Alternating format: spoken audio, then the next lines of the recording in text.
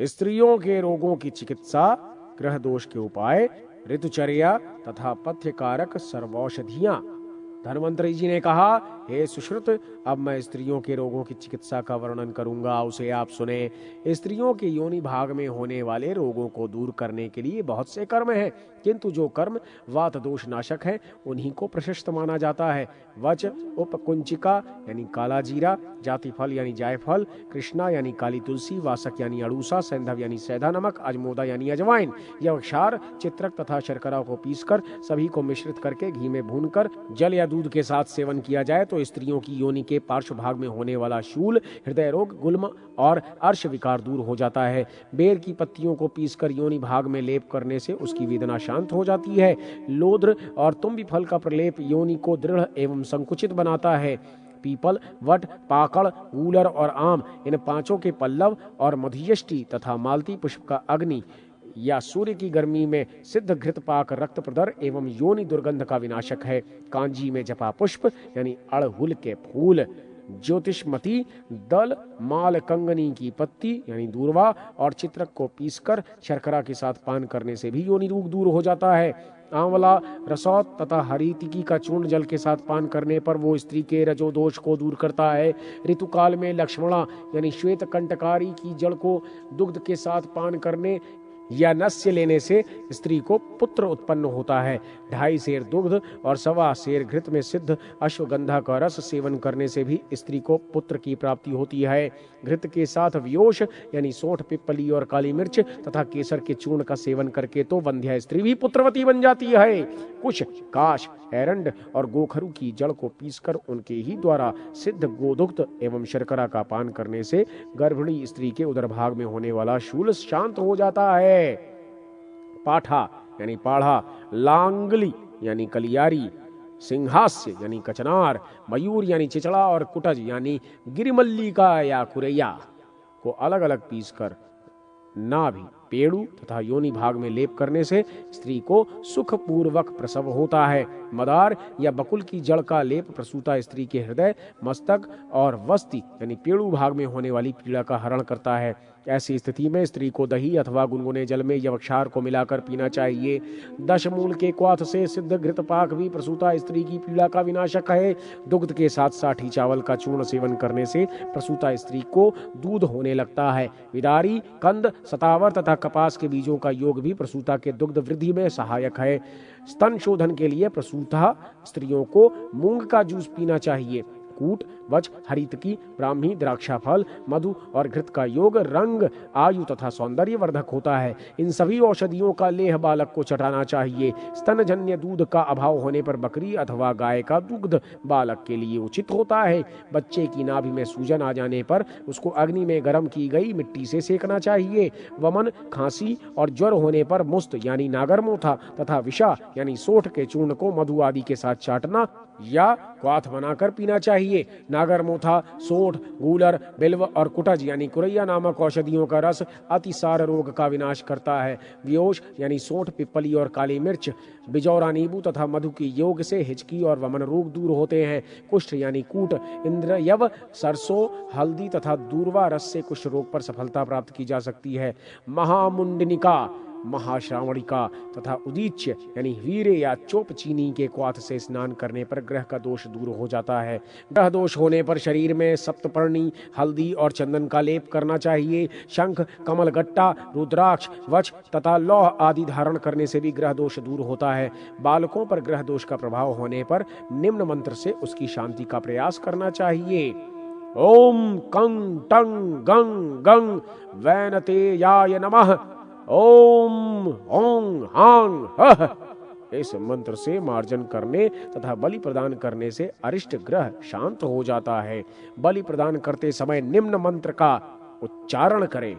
ओम ह्रीं बालग्रहाद बलिम गृहीतम बालम मुच्यत स्वाहा। इस मंत्र का जाप करें। फिर से सुनिए। ओम ह्रीं बालग्रहाद बलिम गृहीत बालम मुच्यत स्वाहा। चावल के धोवन में शीरीष वृक्ष की जड़ पीसकर पीने से विष दोष दूर हो जाता है। चावल के ही पानी में मिलाकर पीसे हुए श्वेत फूल वाले वर्षाभू पुनर्नवा का रस सर्पदंश के विष को दूर कर देता है। दही, घृत, चौराई, गृह धूम, हल्दी, मधु तथा सेंधा नमक को पीसकर पीना विषनाशक है। घृत मिश्रित सिंघोर की जड़ का क्वाथ पीने से भी विष दोष दूर हो जाता है। जो औषधि वृद्धावस्था को दूर करने का सामर्थ्य रखती है उसको रसायन कहा जाता है।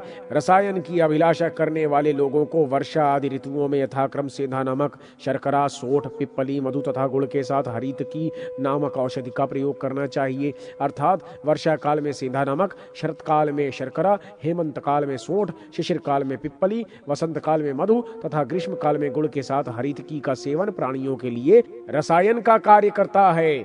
ज्वर की समाप्ति पर व्यक्ति 1 हरितकी, 2 बहेड़ा, 4 आंवला, मधु और घृत का सेवन करके 100 वर्ष तक जीवित रहता है। दूध तथा घृत के साथ अश्वगंधा नामक औषधि तो प्राणियों के शरीर में होने वाले सभी रोगों का विनाश करती है। मंडूक पर्णी और विदारी कंद का रस अमृत के समान है। मनुष्य तिल, आंवले और भृंगराज के सेवन से शतायु बन जाता है। त्रिकटु, त्रिफला, चित्रक, गुडूची, शतावरी, विडंग और लौह चूर्ण मधु के साथ मिलाकर खाना सभी रोगों का विनाशक बन जाता है। त्रिफला, पिप्पली, सोठ, गुडूची, शतावरी, विडंग तथा भृंगराज आदि का सिद्ध रस भी सभी रोगों को विनष्ट करने की शक्ति से संपन्न होता है। 1 भाग शतावरी तथा 10 भाग दुग्ध से कल्क बनाकर शर्करा, पिप्पली और मधु से युक्त घृतपाक अत्यंत पौष्टिक होता है।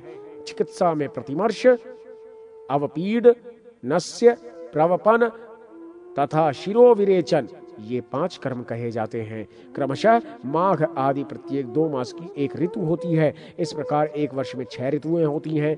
इन सभी ऋतुओं में अग्नि सेवन, मधु, दूध और दही के विवर्त आदि का सेवन करना चाहिए। मनुष्य को शिशिर ऋतु में स्त्री के साथ रहना चाहिए। वसंत ऋतु में दिन में सोना उचित नहीं है। वर्षा ऋतु में दिवा निद्रा तथा शरत काल में चंद्र किरणों का सेवन मनुष्य के लिए त्याज्य है। साठी चावल, मूंग की दाल, वर्षा का जल, क्वाथ और दूध पथ्य है। नीम, अलसी, कुसुम्ब, सहिजन, सरसों, ज्योति, स्मति तथा मूली का तेल भी प्राणी के लिए पथ्य माना गया है। ये कृमि, कुष्ठ, प्रमेह, वात, श्लेष्मज दोष और सिर में होने वाले पीड़ा का नाश करते हैं। अनार, आंवला, बेर, करौंदा, चिरौंजी, नींबू, नारंगी, आमला और कपित्थ नामक फल भी पथ्य हैं, किंतु ये पित्तवर्धक और अग्नि विनाशक हैं तथा इनसे कफ जनित दोष होता है। जल, नागरमोथा, इक्षुरस और कुटज मल मूत्र के अवरोध को दूर करने में समर्थ होते हैं। धामार्गव अर्थात घिया तरोई को सदैव वमन के रोग में सेवन करना चाहिए।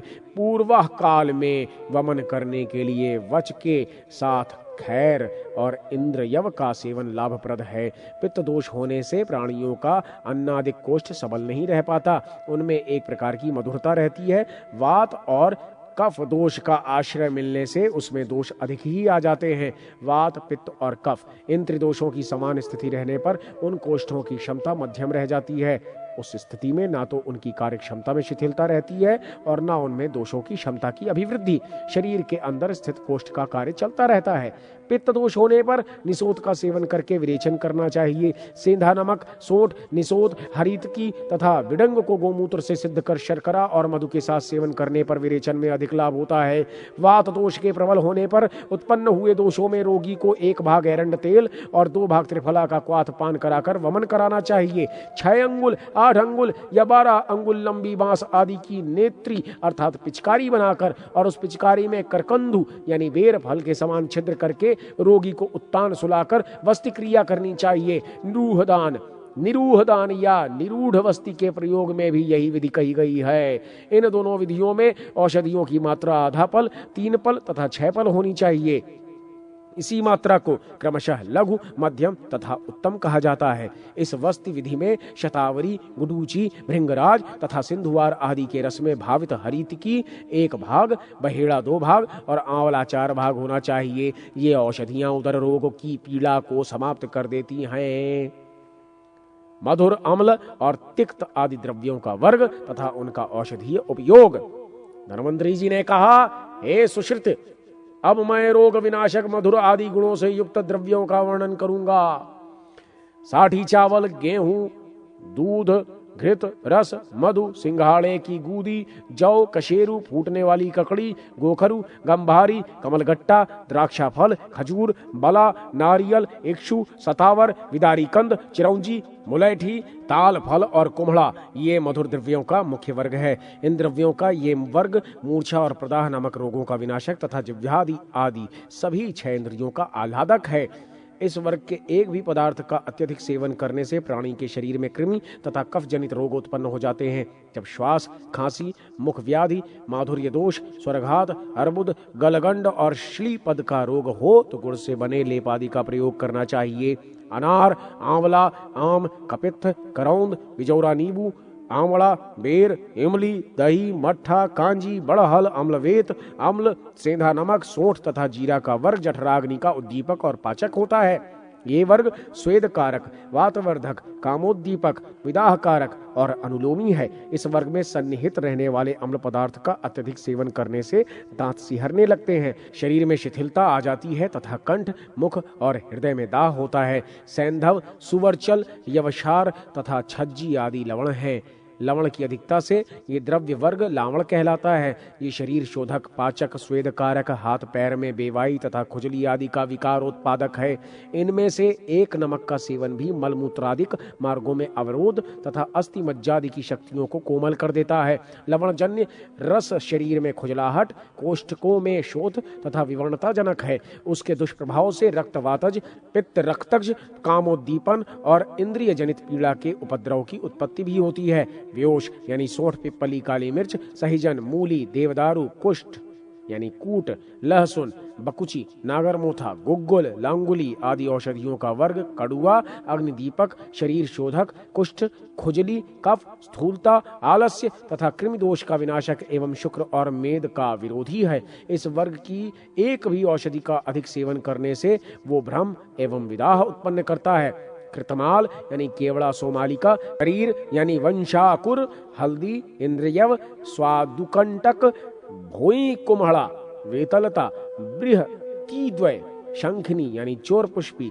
गुडूची, द्रवंती, मूसाकर्णी, त्रिवृत्य, निशोत, मंडूकपर्णी, मंजीठ, कारवेल यानी करेला, वार्ताकु यानी बैंगन, करवीर यानी कनेर, वास यानी अड़ूसा, रोहिणी यानी कंजा, शंख चूर्ण यानी शंख पुष्पी, करकोट यानी खेखसी, जयंतिका यानी वैजंती, जाति यानी चमेली, वारुणक यानी वरुण, निम्ब यानी नीम, ज्योतिषमती यानी मालकंगनी और पुनर्नवा नामक ये सभी औषधियां तिक्त रस वाली हैं। इनका रस छेदक, रोचक तथा जठराग्नि दीपक है। ये शरीर का अंतर एवं बाह्य शोधन करती है। इस रस के सेवन से ज्वर, तृष्णा, मूर्छा तथा कंठ के रोग विनष्ट हो जाते हैं। इस औषधि वर्ग में से किसी एक औषधि का अधिक सेवन करने पर प्राणी में विष्ठा, मूत्र, स्वेद तथा शरीर शुष्कता के विकार जन्म लेते हैं। यथोचित सेवन न करने से ये रस हानुस्तंभ, आक्षेपक, पीड़ा, मस्तिष्क शूल और व्रण आदि के भी उपद्रवों का कारण बन जाता है। त्रिफला, सल्लकी यानी चीड़, जामुन, आमला, बरगद, तिंदुक यानी तेंदु, वकुल यानी मौलसिरी, शाल, पालकी यानी पालकी, मृदुग यानी मूंग और चिल्लक यानी बथुआ का रस कषाय, ग्राही, रोपी, स्तंभन, स्वेदन तथा शरीर शोषक होता है। इनमें से किसी एक का अत्यधिक सेवन करने पर वो हृदय में पीड़ा, मुख शोष, ज्वर, आद्यमान तथा स्तंभादिक रोगों का कारण भी हो जाता है। हल्दी, कुष्ठ, सेंधा नमक, मेष श्रृंगी, मेढ़ा सिंगी, बला, अतिबला, कच्छुरा यानी शूकशिंबी, सल्लकी यानी चीड़, पाठा यानी पाढ़ा, पुनर्नवा, शतावरी, अग्निमंथ यानी गनियारी, ब्रह्म दंडी, गोखरु, एरंड, यव यानी जौ, कोल, बेर और कुलुथ यानी कुलथी आदि विशेष औषधियों का पृथक पृथक रस एवं 10 मूल का क्वाथ पान करने वाला मनुष्य अपने शरीर में उत्पन्न होने वाले वातज एवं पित्तज विकारों को विनष्ट करने में सफल रहता है। शतावरी, विदारी, बालक यानी मोथा, उशीर यानी खस, चंदन, दूरवा, वट, पिप्पली, बेर, सल्लकी, केला, नील कमल, लाल कमल, गूलर, पटोल यानी परवल, हल्दी, गुड़ तथा कुष्ठ इन औषधियों का वर्ग कफ विनाशक है। शतपुष्पी यानी सोआ, जाति यानी चमेली, व्योश यानी सोठ, पिप्पली, काली मिर्च, आरगवध यानी अमलतास, लांगली यानी कलियारी और घृत तेल आदि से सिद्ध होने वाले अन्य स्नेह पाकों में प्रशस्त माना गया है। बुद्धि, स्मृति, मेद तथा अग्निवृद्धि के अभिलाषी जनों के लिए घृत लाभप्रद है। पैत्तिक विकार होने पर मात्र घृत और वात विकार होने पर उसको सेधांदी नमक के साथ सेवन करना चाहिए। कफ की अत्यधिक विकृति होने पर रोगी को पिप्पली, सोंठ, काली मिर्च और यवक्षार मिलाकर दिया गया घृत श्रेयस्कर होता है। ये घृत ग्रंथि दोष, नाड़ी विकार, कृमि, श्लेष्म, मेदा तथा वात रोग से युक्त रोगियों को भी देना चाहिए। तैल पदार्थों का सेवन शरीर को हल्का और कठोर बनाने के लिए करना चाहिए। ये कठोर कोष्ठकों वाले प्राणियों के लिए लाभकारी होता है तथा वायु, धूप, जल, भार, मैथुन और व्यायाम के कारण क्षीण हुई धातुओं से युक्त जनों के लिए उचित है। शरीर की रूक्षता, कष्ट, वृद्धावस्था, जठराग्नि दीपन तथा वात दोष से घिरे हुए प्राणियों को स्नेह युक्त औषधि एवं क्वाथों का प्रयोग करना चाहिए। इसके बाद जब प्राणी के सिर में रोग हो गया हो तो चिकित्सा शास्त्र के नियमानुसार सिर की अपेक्षित शिराओं के समूह को गर्म करके प्राणी को धीरे धीरे सिर का मर्दन करना चाहिए। स्नेह, क्वाथ और वटिका आदि के रूप में प्रयुक्त औषधियों की उत्तम, मध्यम तथा अधम ये 3 मात्राएं मानी गई हैं, जिनमें उत्तम मात्रा 1 पल अर्थात 8 तोला यानी 96 ग्राम, मध्यम मात्रा 3 अक्ष अर्थात 6 तोला यानी 72 ग्राम और अधम मात्रा अर्ध पल अर्थात 4 तोला 48 ग्राम होती है। घृत पाक सेवन में गुनगुना तथा तैल पाक सेवन में शीतल जल का प्रयोग होना चाहिए। स्नेह यानी सहरई, पित्त विकार तथा तृष्णा जन्य दोष में मनुष्य को गुनगुना जल पीना चाहिए। शरीर में जठराग्नि के प्रबल होने पर प्राणी को वातानुलोम, स्निग्ध भाव होने पर जठराग्नि का दीपन, रूक्ष भाव वाली स्थिति के होने पर स्नेहन तथा अत्यधिक स्निग्धता के होने पर रुक्षता उत्पन्न करने का प्रयास करना चाहिए। सांवा, कोदो आदि रूक्ष अन्न, तक्र, तिलकुट तथा सत्तू के अनपेक्षित प्रयोग से वात तथा कफ रोग में अथवा वात रोग में स्वेदन क्रिया करनी चाहिए, किंतु अत्यंत स्थूल, रूक्ष, दुर्बल और मूर्छित व्यक्ति में ये स्वेदन क्रिया नहीं करनी चाहिए। ब्राह्मी, घृत आदि स्नेह पाकों की निर्माण विधि तथा विविध रोगों में उनका उपचार। धन्वंतरी जी ने कहा, हे सुश्रुत, अब मैं रोगों को दूर करने वाले घृत और तैलादि पदार्थों के विषय में बताऊंगा, उसे आप सुने। शंख पुष्पी, वच, सोमा, ब्राह्मी, ब्रह्म सुवर्चला, अभया यानी हरितकी, गुडूची यानी गिलोय, अष्ट रूषक यानी अड़ूसा तथा वागुजी यानी वकुची नामक इन औषधियों के रस को 1-1 अक्ष अर्थात 2-2 तोला लेकर उनसे 1 प्रस्थ अर्थात 4 सेर घृत का पाक सिद्ध करना चाहिए। उसमें 1 प्रस्थ कंटकारी का रस, 1 ही प्रस्थ दूध का मिश्रण भी करना चाहिए। इस घृत पाक का नाम ब्राह्मी घृत है। ये स्मरण और मेधा शक्ति का अभिवर्धक होता है। त्रिफला, चित्रक, बला, निर्गुंडी यानी सिंधुवार, नीम, वासक यानी अड़ूसा, पुनर्नवा, गुडूची, बृहति और शतावरी नामक इन औषधियों के रस से सिद्ध घृत पाक सभी रोगों का विनाशक है। बला के रस से बने हुए क्वाथ में आधा आढ़क अर्थात यानी 2 सेर तिल का तेल पकाना चाहिए। इस क्वाथ पाक के साथ मुलेठी, मजीठ, चंदन, नीलकमल, लाल कमल, छोटी इलायची, पिप्पली, कुष्ठ, दारचीनी, बड़ी एला यानी कपित्त की छाल, अगरू, केसर, अश्वगंधा तथा जीवंती का कल्क और 1 आढ़क अर्थात 4 सेर दूध मिलाना चाहिए।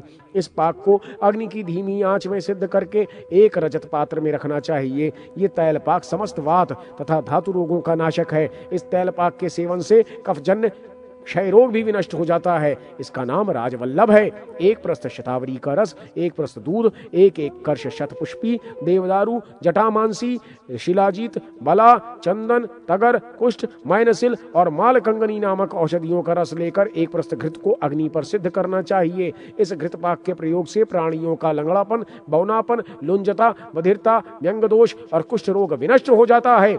वायु दोष के कारण जिनका शरीर दुर्बल हो गया है, जो मैथुन में अशक्त हैं, वृद्धावस्था के कारण जो जर्जर शरीर वाले हो गए हैं, आधमान नामक रोग के कुप्रभाव से जिनके मुख शुष्क हो गए हैं, उनके उन सभी विकारों का ये घृत पदार्थ विनाशक है। जिन प्राणियों के चर्म, शिरा और स्नायु तंत्रिकाओं में विकृत वायु समूह प्रविष्ट होकर रोग का रूप धारण कर चुकी है, वो सब इस सिद्ध तेल के सेवन से नष्ट हो जाता है। इस तेल का नाम नारायण तेल है। इस रोग विनाशक तेल की सिद्धि का विधान स्वयं भगवान विष्णु ने बताया था, इसीलिए सिद्ध तेल का नाम उन्हीं के नाम पर पड़ा है। इन्हीं औषधियों से पृथक पृथक अथवा मिश्रण रूप में घृत एवं तैल पाक बनाना चाहिए। शतावरी गुडूची, चित्रक, बिजौरा नींबू का रस अथवा कंटकारी के रसादई से समन्वित निर्गुंडी का रस या पुनर्नवा और चमेली अथवा त्रिफला के साथ अड़ूसा या ब्राह्मी, एरंड, भृंगराज, कुष्ठ, मूसली, दशमूल और खदिर की घिसकर बनाई गई वटी का मोदक या चूर्ण सभी रोगों को दूर करने वाला है। घृत, मधु, जल, शर्करा, गुड़, नमक तथा सौंठ, काली मिर्च अथवा पिप्पली के साथ सेवन करने से सभी रोगों में यथोचित लाभ होता है। इन औषधियों का योग सर्व रोग विनाशक है। चित्रक, मंदार और निसोत अथवा अजवाइन तथा कनेर या सुधा यानी गुडूची, बाला यानी चमेली, गणिका यानी गनियारी, सप्तपर्णी यानी चितवन, सुवर्चिका यानी पित्त पापड़ा और ज्योतिषमती यानी मालकंगनी नाम की औषधियों को एकत्र करके विद्वान को उनका तैल पाक सिद्ध करना चाहिए। इस योग से सिद्ध तेल का प्रयोग भगंदर रोग में करना चाहिए। शोधन, रोपण तथा सर्व वर्णकारक चित्राधिक जो महातेल हैं वे सभी प्रकार के रोगों का निवारण करते हैं। अजमोदा, सिंदूर, हरताल, हल्दी, दारू हल्दी, यवसार, छज्जे, समुद्रफेन, अदरक, सरल द्रव, इंद्रायण, अपामार्ग, केला तथा तिंदुक को समान भाग में लेकर सरसों का तेल, बकरी के मूत्र तथा गोदुग्ध को मिलाकर मंद मंद अग्नि की आंच पर पाक करना चाहिए। इस सिद्ध तैल पाक का नाम अजमोदादि तेल है। ये गंडमाला नामक रोग को दूर करता है। विद्वान व्यक्ति को सबसे पहले इस गंडमाला नामक रोग में होने वाली फुंसियों को पकाना चाहिए। तदनंतर उनका शोधन करके इसी अजमोदादि तेल से घावों को भरते हुए उसमें कोमलता लाने का प्रयास करना चाहिए।